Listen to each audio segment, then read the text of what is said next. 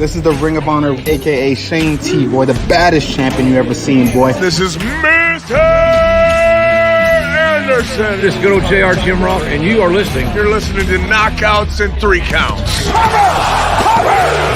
We got a new world champion! That might be one of the craziest knockouts I've ever seen in my life. Knockouts and 3 Counts is the podcast, baby! It's the real deal, baby! Knockouts and 3 Counts starts now.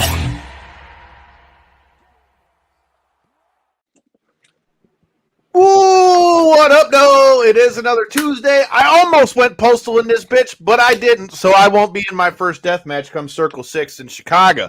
But there's a lot of people who are going to be in death matches in Chicago, and we've got a lot to talk about. So, and for any of you guys who are going to be asking about that, yes, we are going to talk about Drake Wuertz and bringing him into Circle 6. As you already know, we roll in this motherfucker. I ain't scared. So, with that being said, we got the return of our homie Mike from Circle 6. First of all, how the fuck are you? What's new with you? And how's things at Circle 6? I'm good, man. Thank you guys for having me back on. Hey, yo. Things have been going well, man. I think we've changed a few things up this year, been a lot more active. We've seen the growth in the fan base. Controversial topic of our streaming not being a thing, when most shows not being able to be streamed regularly, and just staying busy, man. We got a crazy end of the year planned.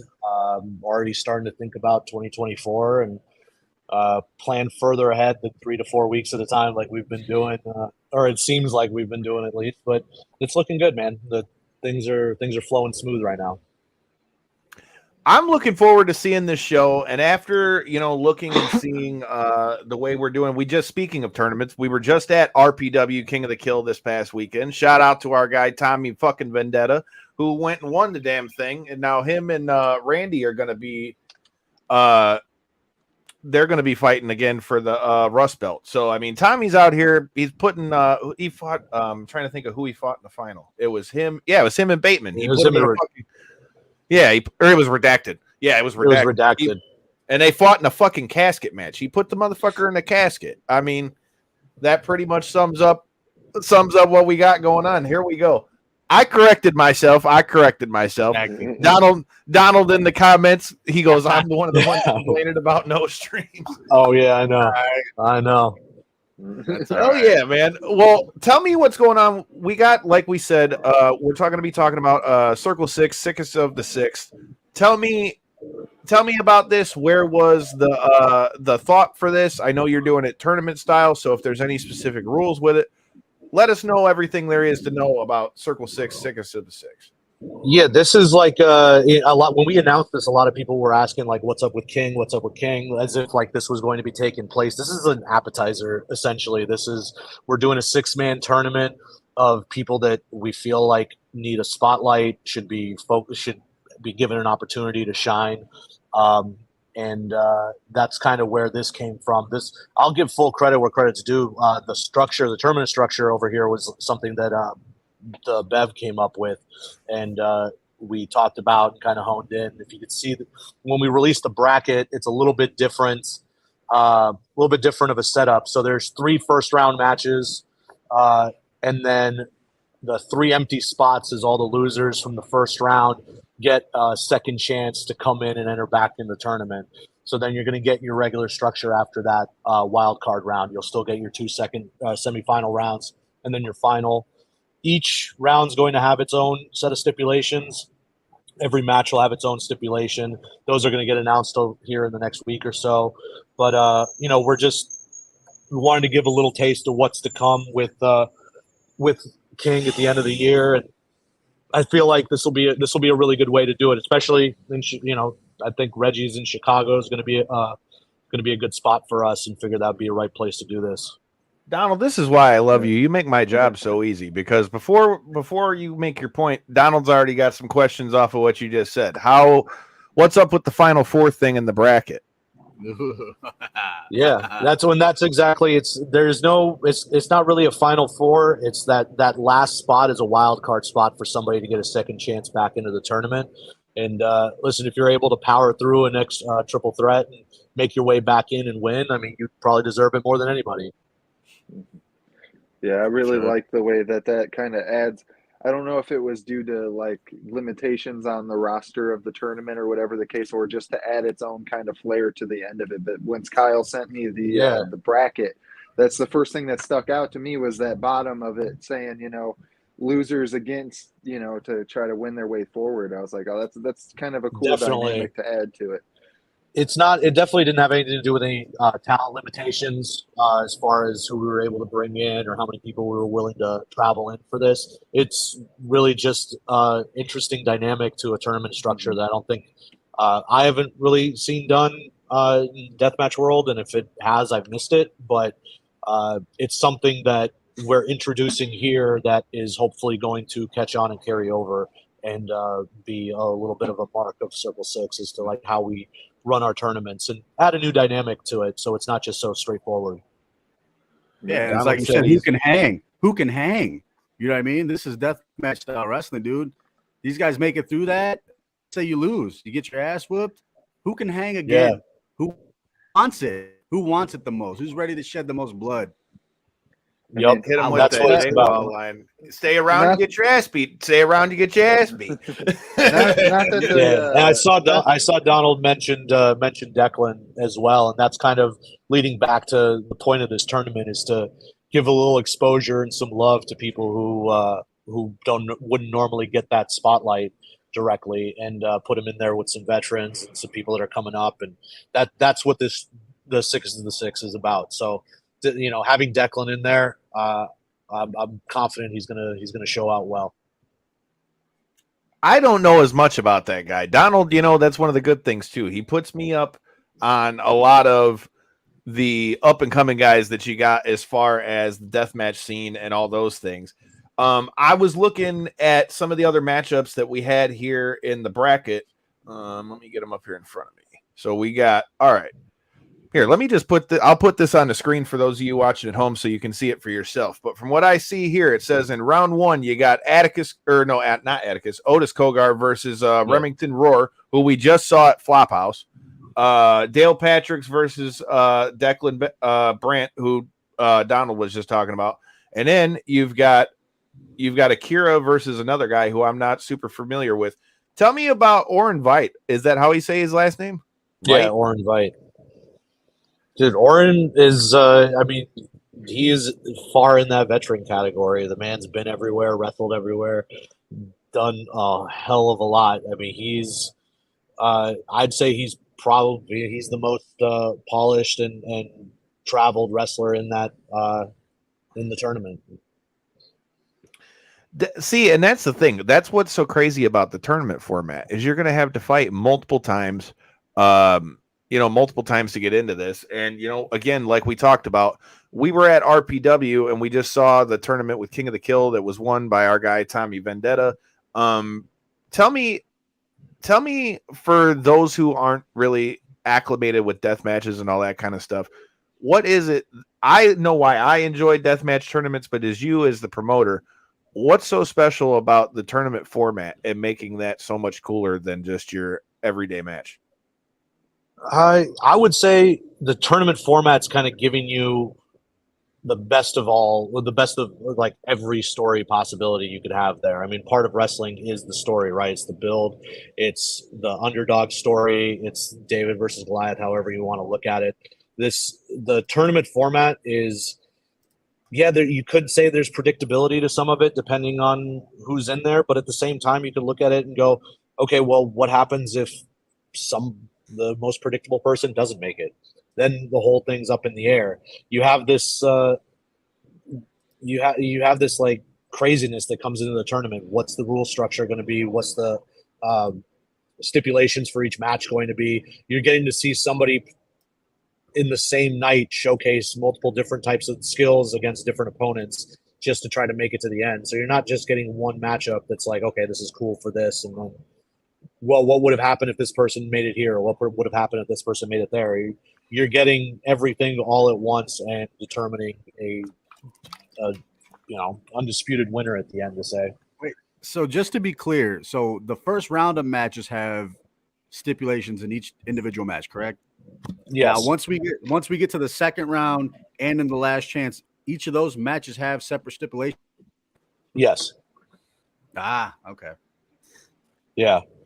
And the second round stipulations will also be announced in advance as well. Okay. Hell yeah. Okay, so Well, so we let me just throw this out here. As a pro wrestler, there might be guys like Declan Grant with not the most experience in these types of matches. Maybe you want to get to that last chance round to get a different type of stipulation. That could be a strategy, yes. That could also be a risk. Please get out of the frame. Yes, take your water. No,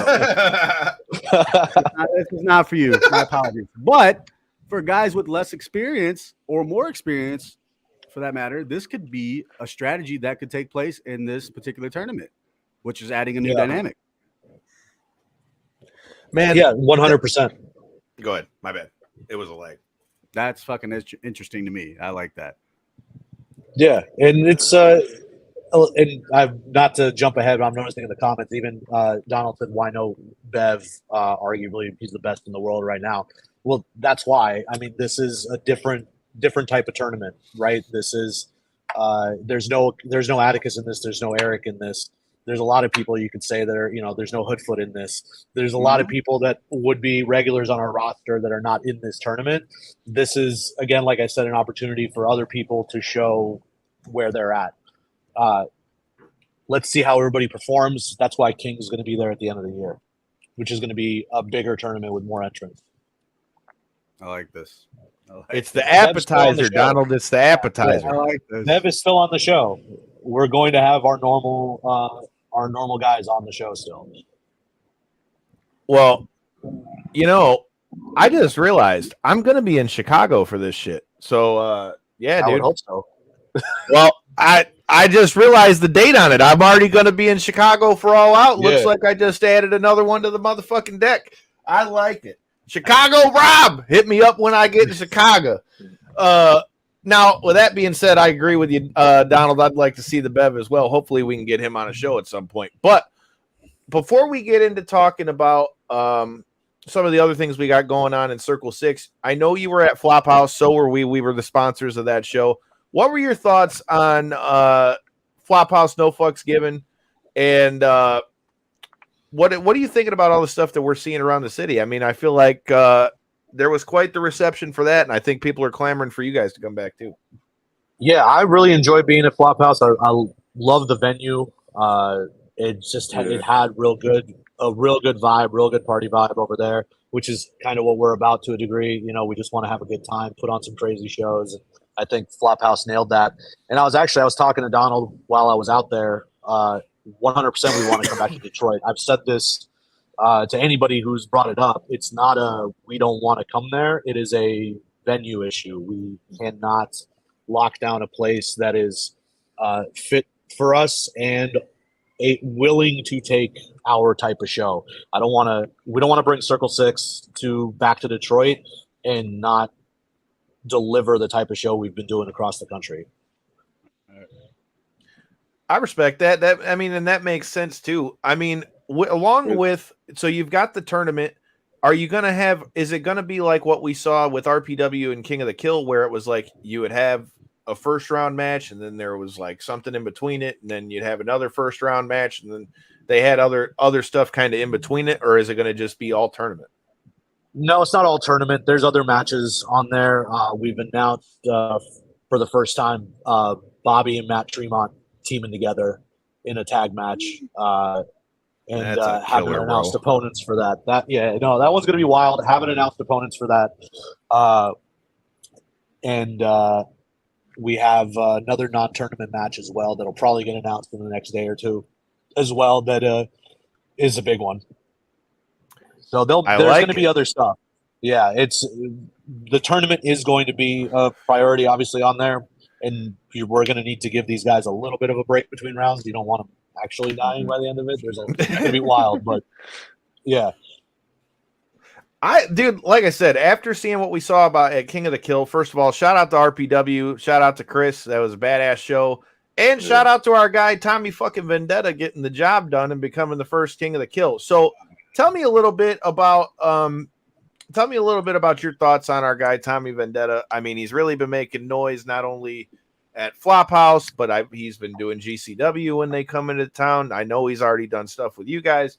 I know he's doing his thing with ICW. I feel like he's really starting to put a footprint down, and I know you've already had him on Circle 6 a couple times. So what are your thoughts on our guy, the lovable psychopath? I love Tommy. Just as a person, I can say when we brought him out for our first Poor Kids Mansion show a few months back, his energy and personality in the back was awesome. Like, it was great having him around. So on that end, he's fantastic. And then when it came time to perform, dude fucking brought it. So I'm a big Tommy Vendetta guy. I love having him around. Anytime we can have him around is always a plus. I think he's extremely well rounded. He's got a little bit of everything. Fantastic. Yeah. So I don't know if you know who Donald's is talking about by the pillars, but he's suggesting it be Tommy and Malcolm versus him. I do know who he's talking about. That may be sometime in the future. We'll see. It could happen. Could happen. Anything could happen. Honestly, you know.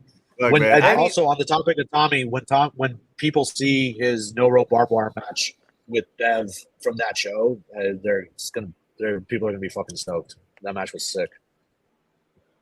Like I said, Tommy has been making noise left and right. Like I said, when we first saw him, he wasn't really doing the deathmatch stuff, but he's a guy who has really, been able to adapt to that and really adopt that style. And not only just in death matches, because I mean, I still see him doing his thing in regular wrestling matches and all that stuff too. So again, it's good to see him up on the rise. Maybe we'll have to see the next time he runs into Circle 6. But with that being said, we got another good question for you. Tell me about the last chance spot. Is it the winner of the triple threat? Whoever's that's going to be in it goes and gets the last spot. Yeah, the winner of the triple threat goes ahead and gets that last spot. With the way it's working out, they may be going straight from from their first round. The last match of that first round may be going right into that triple threat. So somebody's going to be at a little bit of a disadvantage. We'll see who it is. I'm just saying, I want all the advantages if we're talking about a death match. But since we're talking about death matches, I saw Satu Jin when we were at Flophouse, and he had the fucking cleaver out, cutting motherfuckers up. If you need something cut up like a tree, hit up our guy Asa at Potter's Tree Service. He'll get you together. Wood chipping, storm cleanup, all that good stuff. Asa's got you covered. All the links are in there. Tell him Knockouts and 3 Counts sent you, and he'll get you looking like Paul Bunyan in a minute. But with that being said, we gotta address the elephant in the room, bro. So you guys announced that you guys are gonna be bringing in Drake Wuertz, who also is known as Drake Younger, one of the referees from NXT, but he's also well known for his time in the deathmatch world as well. I looked at Twitter, I looked at Instagram, I looked at Facebook, the same as you did, and there wasn't the best reaction to him. So for those of you who don't know the Cliff Notes version, he had some real left-wing type stuff that had happened, and his thoughts on like the vaccination stuff. We were in the pandemic. Right wing, sorry. I misspoke. But yeah, right-wing stuff, and all the political stuff. So before we get into bringing him into Circle 6, what's your reaction to all the reactions that we've seen of the fans when it comes to you bringing in Drake Wuertz? My main reaction is that everybody's reaction about the announcement is people who don't know him personally. And I was there, so I understand where everyone's coming from. I'm not looking at it and going, this is insane. I get it. Prior to me meeting him the first time, from everything that I had read and seen, I would have never thought that I could sit in a room with him and find common ground and think that person is going to be somebody I'd be like, okay, I can look past what's being said and know that there is actually a good person in there. I respect that. Like I said, you can only deal with somebody on how they treat you. Well, let's talk about Circle 6, Sickest of the Six. What was the idea behind bringing him in? Do you think we're going to be seeing him in a capacity down the line where he's going to be getting into some of this deathmatch stuff? tell me what the thought process was with bringing him in for Circle 6. As far as bringing him in, I think if we're going to see him actually wrestle or any other capacity other than this, it really kind of depends on his health and where he's at, and making sure that's all sorted. So all of that still remains to be seen 100%, at least to the point where we would feel comfortable. I had conversations with him a few times last year. I'd had a conversation with him this year. It wasn't there yet, and the last few conversations that we had were him wanting to come and be at a place where he can, I don't know what the best way to put this is, kind of be remembered for something different. He doesn't want to be remembered as this MAGA Trump supporter guy that's like fully right-wing crazy QAnon shit. And I feel like when he tells me those things, it's genuine. After getting to know him, I think it took a while for me to get to know him, understand the person that he is, and believe that he's thinking differently. Conversations I've had with him, I'm talking to a guy who's remorseful for having anybody feel like he had made them feel uncomfortable or unwanted or unwelcome, and that's why that's why this happened. That's why finally it was like, okay, we'll pull the trigger, because there was a level of comfort of understanding who the person is and really believing that he's committed to changing his thought process, perception, and who he wants to be remembered as. And that's kind of like, I feel like to a degree this company was built on the opportunity for change and second chances and showing a better version of people. And I'd like to stick by that, I respect that. Well, with that being said, I mean, what do you think, for those that maybe aren't really aware of what Drake did outside of being a referee with WWE? What is it that you think Drake brings to the table for Circle 6? Because I'm not gonna lie, when you hit me up and said all the Drake stuff, that wasn't the Drake I thought of at first. But then I thought about it, and I'm like, knowing what I know about his past before he got into doing the ref and stuff and all that stuff, what do you think is the value for him? Years of experience and knowledge, and the man did spend 7 years working for the WWE. He was involved in a lot of high level situations. There is a lot of knowledge he could bring to the table. He could, if his body's ready to go, there are some big matches he could bring to the table. And I think there is a place for him to like end his career on a good note. Are we able to do that? Hopefully. I think it's going to take both sides, and it's going to take a lot of understanding from people and the ability to like look past what they've heard to move forward. And it's going to take a lot on him to send a new message out as to like who he is and how he wants to be remembered. And I think that remains to be seen. And if it doesn't work, it doesn't work. But I feel confident based on the conversations that we've had that he does want to change. And that's why we're here. I like it. I respect it. Like I said, I mean, I don't, I wasn't the biggest fan of all the stuff we saw with the Trump stuff. Like I said that on the show when it all first came out. But at the end of the day, go ahead. I agree. And this is something that I've said to friends of mine that have reached out to me about it, is that him and I are two completely different people.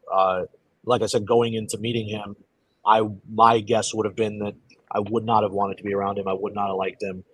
But I also am open enough to like sit down and have a conversation with anybody. And we've had conversations where I've said, like, I don't agree with this, I don't agree with that, but I can look past where, the things that were said and look at the guy and go, the intention is correct, the delivery is wrong. What the intent is what matters. And I think as long as the intent is good, people can learn and change. And you got to put them in an environment around people with a different mentality for them to get the opportunity to learn new things and change and grow. And that's what we're trying to do differently. Here's somebody on YouTube. You're getting choice already overshadowed your tournament. Man, You're going to have haters any way you go with it. Like you said, you're the only one that Yeah. knows the conversations that happen with it. I feel like if you guys can have a good show and there's not any like real negative feedback that comes from it, that's where we see where we go down the road. I totally get what you're saying, but what was your so let me ask you about that then, since people are bringing that up in the comments. I mean, you were the one that told me to take a look at Twitter right after you guys announced that he was coming in. What are your I know you said that it's from people who don't know him, but when you first started seeing that reaction on Twitter and Instagram and on Facebook and all that stuff, what are your thoughts? Was there any thought of like, oh shit, maybe this was, maybe this might get me in a little bit of trouble, or damn, I didn't expect this to get me that much heat? Or is it something where you were kind of just like, regardless of what happens with this, we're fucking doing it? I was not expecting it. I don't think any of us were expecting it to be this negative. Of course, there was going to be negativity attached to it, but I don't think anybody here had the intention of going back on it. Because if we went back on it, to me it's like saying, yeah, we were wrong. I don't think anybody can tell us that. I don't think anybody can really like say we're wrong and Drake's the one that could prove us wrong. If Drake's the one that if there's no change in his thought process or delivery or anything else, that comes from him. I respect that. Now, so here's something else I wanted to ask about the tournament. So what are some of the things outside of just the tournament yourself that you're looking forward to most at Sickest of the Six? Before we even get to that, I did see the comment that says, who personally knows any wrestler? Lame explanation. I mean, listen, you can definitely think that way. I've spent hours talking with the guy. I can form my opinion best as I can through personal conversations that I don't want to, it's up to him to share. And that's how you form an opinion. I'd like to think that there's a lot of people that work for us and I've worked with in the past that I have gotten to know personally.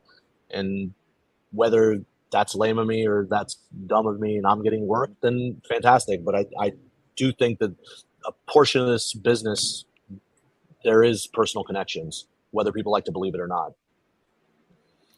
I respect that. So Donald brings up a good point too. We saw Schlack at King of the Kill for RPW. What are your thoughts on everything that we're seeing with XPW, bro? Because we've seen, hell, Tessa Blanchard of all people is wrestling there. We saw Alex Colon go over there and a lot of people signing over there. What are your thoughts on all that stuff? And like Donald said, what are your thoughts on what we saw Drake do in XPW? To be honest with you, I don't really have any thoughts on XPW. It's really just we're focusing on what we're doing. Can't really control what anybody else is doing. That's really it. It's I really don't have anything to say about XPW, to be honest with you. I respect it. Like I said, just bringing it up because it was in the comments. But all right, no, I appreciate it. Like I say, I know you're not going to be doing the whole tournament. How are you feeling about this being attached to All Out Weekend as well? Because you're going to be riding quite the wave as far as wrestling goes when you consider you got All In that week before in Wembley, which is already slated to be the highest capacity crowd in wrestling history, overtaking the other one that was in England. So with that being said, how do you feel about the weekend? This couldn't have been a better way for you guys to run it something like this where it was a tournament, because you're going to have a lot of people from a lot of different parts of wrestling all in one spot. So it's a pretty good weekend for you guys to be doing something like that. That's kind of what we were thinking. Plus, it's such an intimate venue. I think we're going to be delivering a different type of experience than any other promotion is that weekend in the city, or even really anywhere that weekend. And we're still in the growing phase. We're still making new fans. You can ask a lot of the guys that work for us regularly if you get to see them. Our LA shows, Houston to a degree, and then even in Cleveland. The fans that we're bringing out, I would say probably 60 to 70% of them are, regular wrestling fans, and 30 to 40% of fans at every show were their first experience at a wrestling event. Or if it's not a regular wrestling event, we're definitely their first deathmatch experience. And the last Poor Kid show was probably the best example of that. We had 200 people in that backyard, and easily 100 of them had never seen a pro wrestling event in their life. They were, metal fans, music fans, showed up and had no idea what to expect. And I heard everybody just going, I never knew wrestling could be like this. So that's our focus is, we're trying to expose ourselves to a new audience, new fans, build something different. And we're going to run into speed bumps through all that. But I think having us in a weekend where everybody else is producing a lot of the same product will make us stand out. Corey, you're the perfect person to ask about this, being the fact that it's in Chicago where this show is going to happen. And that was really where you got to see one of your first death matches as well. For you being the outsider, I mean, talk to me a little bit about... Can we pop back on Donald's question real quick? Yeah. Now that he cleared himself up. About his portrayal, it was the cleanest answer is its character. It was a portrayal. It's an amplified version of what they wanted to get out of him. It did no favors. It did no favors, and that's clear. So I didn't want to ignore your question. I totally get it. No, you're good. You're good. Yeah, that's all good. But I mean, like I was saying, man, what are your thoughts on with all this going on? Like I said, you're getting the best weekend for you to be able to getting this done in Chicago. And let me ask you this. So we talked a little bit about King of the Kill. We talked about Tommy Vendetta and him getting the dub and all that. What was not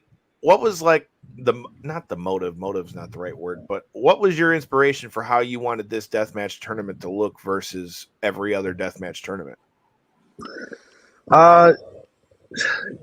It's a little hard to speak on it because, like I said, there was a lot of this. The idea for this came from Bobby, but I would say that we did agree on a faster pace, young guys in there for the most part, unique stipulations, stuff that you wouldn't necessarily even find in traditional deathmatch tournaments, that have a little bit more of a crazier deathmatch edge to the stipulation. I think when everybody sees the final product, it's going to feel a little different than traditional tournaments. Whereas what we do with King is going to feel like a more traditional tournament. I like it. That way they can distinguish themselves too. It'll be good for you guys to be able to kind of have them separated at different parts of the year if you continue to do them both yearly. So I like that idea personally. With you being down here, SummerSlam, Donald still keeps going. When is streaming going to be available? No, I have an answer. For that.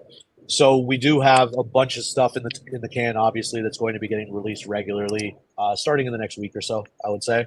All of 2023 will be out by the end of the year. Sickest of the Six is going to be streamed live, and it's going to be streamed live for free. Our October show, Thriller, with Masato Tanaka and Matt Justice going one-on-one, that show will be streamed live. And then at the end of the year, King of the Deathmatch will be streamed live, and that one will be a pay-per-view. But starting next year, we're still going to be doing a lot of pre-tape stuff. Not everything is going to be streamed, but there will be more of a consistent streaming schedule. And for everybody that's kind of shit on us about whether it's a lack of ability or budget or whatever it may be, I kind of told Donald this when we were talking in Detroit, there's a traditional deathmatch show, or even most wrestling shows, you're having one audience suffer. It's either your streaming audience is suffering because you're having these long changeovers between matches, cleaning this, and that kills the vibe at home, or you're having your in-house crowd suffer to a degree because of the pacing and people don't have time to go to the bathroom, get drinks, or do whatever, and it has less of a clean vibe to it. I think with the way we've been doing it, although people have been mad at it, have been able to see the content, it's made the in-person experience more enjoyable for the fans that have come out. And by next year, I think we'll have a good grasp on how to combine both of those and give the best experience possible. I like it, but at least it's good to know there's a demand to see what you guys got going and all that stuff, man. Very true. Another thing, yeah, dude. And I mean, I wanted to ask you about this too. So since you were down here, SummerSlam weekend, bro, what were your thoughts? What were your thoughts with that whole weekend? Did you get to check SummerSlam out? What did you think of being in the city? Because shit was rocking over here for a minute. I did not get to check SummerSlam out. We came down there with the intention of driving to CZW right afterwards. So myself, JB, and and Matt Justice and Bobby were there for the night, and then we ended up driving back to Cleveland the next day. But the vibe in the city seemed awesome just from the day that we were in there. I've always loved Detroit. It's always had a cool vibe, especially with so many things happening in the city at once. I wish we were able to stick around more, but it was dope. It seemed like SummerSlam was packed out too. Yeah, dude.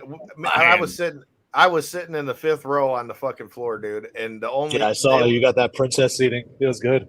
You know, I'm still upset about that because of some shit that went down there. But yeah, it was a great time, dude. It was cool to see it. My only bummer was I was surprised with the way they scaled the crowd, because like the last time they had a major show there at Ford Field, I was there again. Ring the bell. Might you guys be paying attention? There might be a t-shirt for that soon. There you go. But with that being said, when they were there for WrestleMania 23, there was 73,000 in that motherfucker.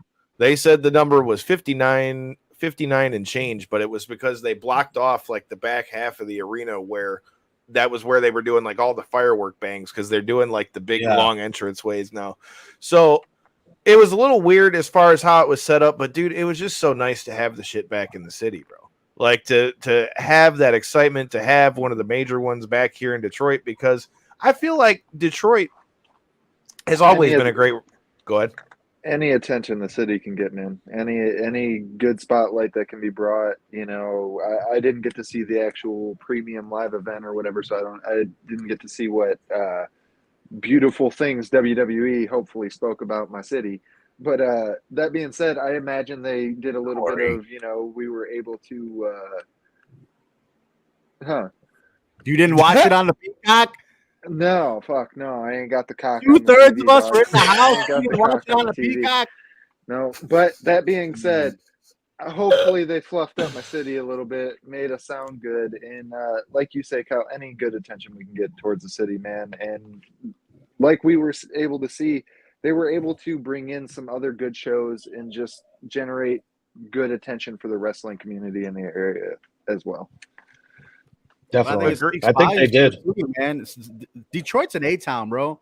Detroit is a wrestling city, and there's no denying that. From independent to the mainstream. Was anybody actually denying that ever? I don't know. It never felt like it was denied. I mean, you know, Twitter's a toxic ass place, but I've seen it. It's X, bro. It's X. X is a toxic ass place, but you can't deny it, man. Detroit it's a good place to be, and the city was on fire that weekend, man. It was great.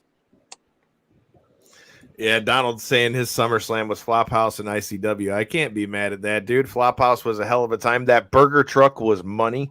For any of you guys that didn't get to have the burger truck, that burger truck was money. I don't know about that cheese curd burger shit you guys were eating. But that was the best I had too much. I think I just had too much Crown Royal that night with the sponsorship. Hey, were taking hell yeah. Listen, we were all taking shots together with what's his name, Scott, Crown Royal sponsor guy. Yeah. I got some T-shirts actually from the guy. They ain't gonna fit me, but I got some T-shirts and some free shots, man. We were turned up at Flophouse. That was a good time, man. Yeah, I saw Hoodfoot in one of those T-shirts. Oh boy, I'm sorry.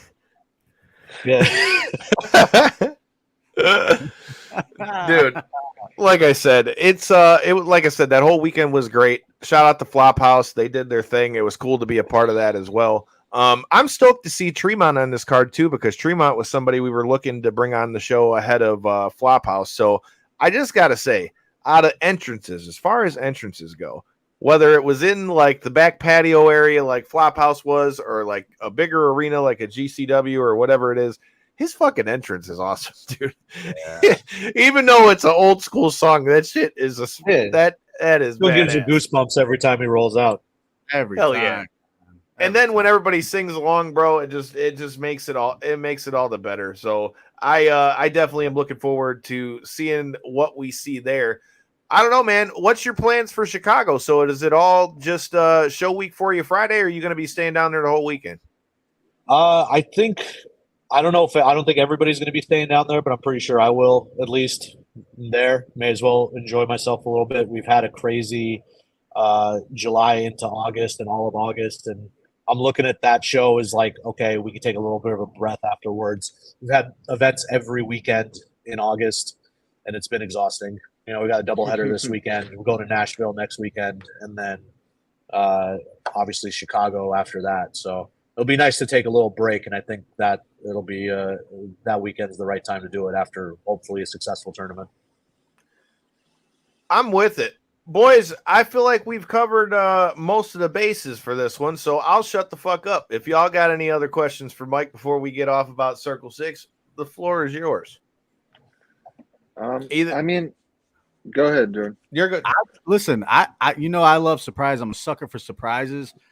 I just hope that the tournament goes well. I hope the younger guys that have the less experience in the tournament make a path for themselves. You got guys in there have a little more experience. Let's see some good crazy stipulations. Let's see some good bloody wrestling, man. You love to see it. I'm just hoping for a good tournament, for a good turnout.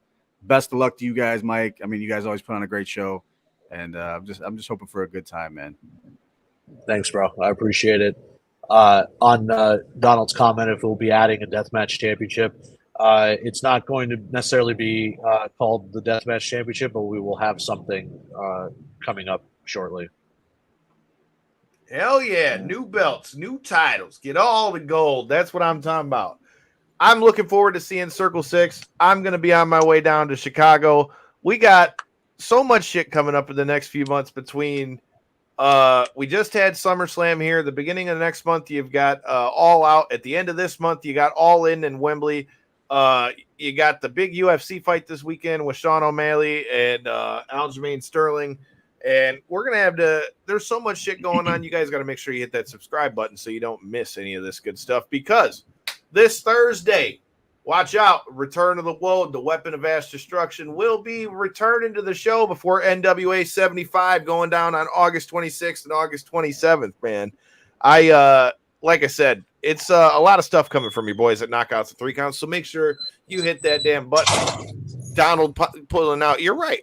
He answered it straight up, dude. I mean, that's all you can do in this one. Thanks, man. I appreciate it.